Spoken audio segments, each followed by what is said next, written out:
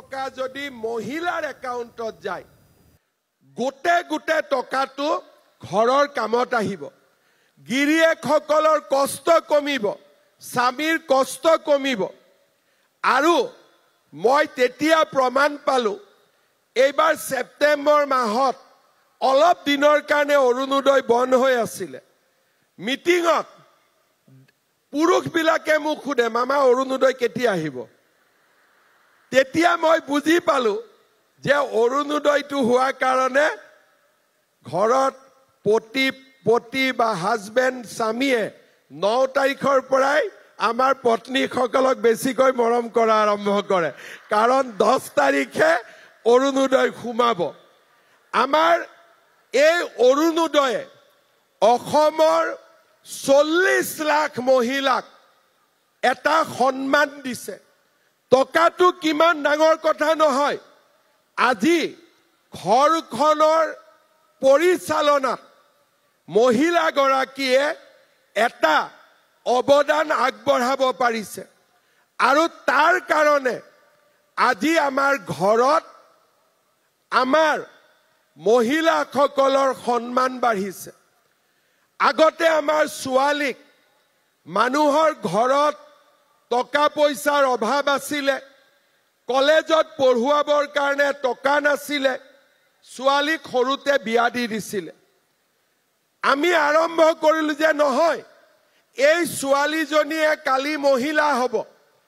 যি সময়ত আমাৰ পৰিয়ালত মোৰ পৰিয়ালত মোৰ ছোৱালীজনীয়ে নাচি থাকিব সেই সময়ত দুখীয়া মানুহৰ ছোৱালীজনীয়ে বিয়াত বহি মাগ হোৱাৰ সময় হ'ব আমি কৈছিলো নহয় অসমত আমি ছোৱালীক সৰুতে বিয়া হ'ব নিদিও আজি আমাৰ প্ৰচেষ্টাত অসমত বাল্য বিবাহ বন্ধ হৈছে কিন্তু লগতে মোক দেউতাক মাকে খুদিছিলে যে আমি বিয়া নিদিও কিন্তু ঘৰতে বহি থাকিব পঢ়াৰটো সুবিধা নাপাব আমি লৰা ছোৱালীৰ কলেজত এডমিশন বিনামূলীয়া কৰিলো আৰু ছোৱালীয়ে যাতে কলেজত পঢ়িব পাৰে তাৰ কাৰণে নিযুত মইনাৰ দৰে আঁচনি আৰম্ভ কৰিলো আজি যদি আপোনালোকে চাই যোৱা বছৰতকৈ এই বছৰ অসমৰ কলেজত 50,000 ছোৱালীয়ে বেছিকৈ এডমিশন লৈছে কিয় এডমিশন লৈছে যে ছোৱালীৰ পঢ়াৰ খৰচ আজি ৰাজ্য চৰকাৰে আগবঢ়াইছে আমি মহিলাসকলৰ সকলো কষ্ট আমি দূৰ কৰিবৰ বাবে চেষ্টা কৰিছো আজি আমাৰ অসমত এনে এছাম পুৰুষ আছে ঘৰত এগৰাকী পত্নী থাকুতে আৰু এগৰাকী বিয়া কৰায় কিছুমানে কয় যে নহয় আমাৰ ধৰ্মত লিখা আছে 4টালৈকে আমি বিয়া কৰাব পাৰো এগৰাকী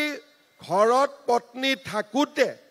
আৰু যদি 3 গৰাকী বিয়া কৰায় মহিলা গৰাকীৰ কবাত সন্মান থাকিব জানো সমাজত উলাব পাৰিব জানো সেই কাৰণে এইবাৰ আমি 25 নৱেম্বৰত বিধানসভাত নতুন আইন আনি আছো ঘৰত এগৰাকী থাকুতে যদি দ্বিতীয় গৰাকী বিয়া কৰায় 7 বছৰ জেলত যাব লাগিব 7 বছৰ জেলত যাব লাগিব ধৰ্মত কি লিখা আছে মই নাজানো মই এটাই কথা জানো যে অসমৰ প্ৰতিগৰাকী মহিলা